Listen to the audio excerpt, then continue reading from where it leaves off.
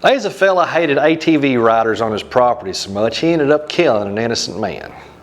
And after that, there's tales of ghostly headlights looping up and down the ridgeline just up the road from here. Folks, my name is Joel Brashear. I am, among a few other things, an Appalachian storyteller. This one's called Crossed Wires.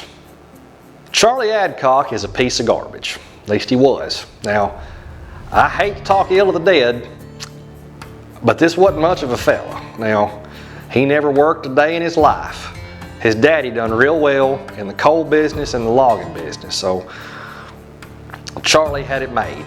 His daddy bought some property not too far from here, and he kind of built himself up a little commune where he could hunt and fish and not do anything else. He liked to keep to himself, and he just stayed up there in the hills.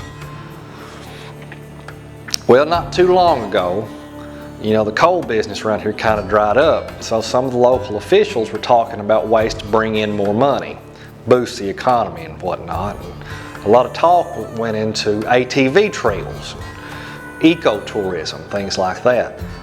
And they decided to put in a big, nice ATV trail. Well, it just so happened that this trail ran right by Charlie's property. And if you ask Charlie, it ran right through Charlie's property. And he was mighty sore about this. He took them to court, and there wasn't a surveyor, PVA office, or attorney one that said his rights were encroached whatsoever. But that didn't stop him from screaming eminent domain and wanting to get paid. He lost his case. And that just set him off something even worse. Now, the trail didn't run close enough to his house where he could actually hear it, but it was in eyesight of his pond where he could go fishing.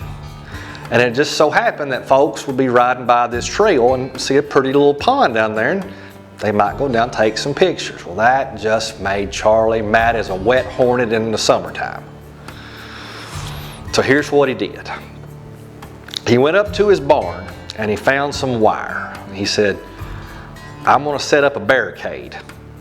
They can either ford around and make them a new trail, or they can turn around and head back the way they came.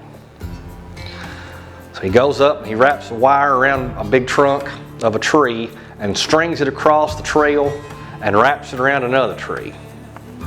He gets that first string done, he looks down at that pond, and he sees some folks down there walking towards his pond with fishing poles. Oh, it set him off awful. He marched down there screaming, hollering, cussing every step. He's just in earshot of those folks, cussing them for breathing. Grabbed his chest. He had a heart attack, fell on the ground. Lucky for Charlie, those folks was nurses. They was able to take care of him and stabilize him, get him down to the hospital. And it was at the hospital, Charlie was in one ER bay when they brought in the other fellow. See, this guy was from Ohio. He was in town visiting some family. I think they were distant cousins, I don't really know. But he was not an expert ATV rider. He was on a four-wheeler. And he was coming down that hill probably faster than he should have. He sure wasn't expecting no wire strung across the road.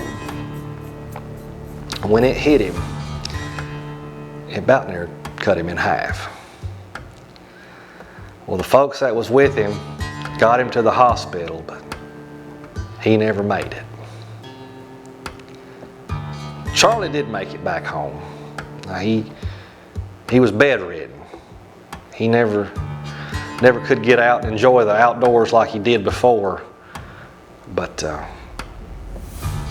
it's strange. He was at his house for a couple months, and folks started talking about these lights up in the hills on the trail. Like a single ATV, nobody could ever catch up to, always by themselves. If you get close, it'd just vanish. Charlie couldn't get outside, he was bedridden. Nobody ever came visit, nobody ever checked on him. Strangest thing was, they found Charlie. in the middle of the trail, dead. The strangest thing was he'd been run over at least a dozen times. Nobody ever reported it. That's where they found him. They still talk about those lights up on the trail. If you're out there in your side by side or your four-wheeler, just watch out for the lights. Be careful. Folks, I'll be back real soon with another story. If you like this one, give it a like and a share. I sure would appreciate it. I like doing this. I hope you like listening to them. I'll be back real soon with another one. Till then, you stay safe out there.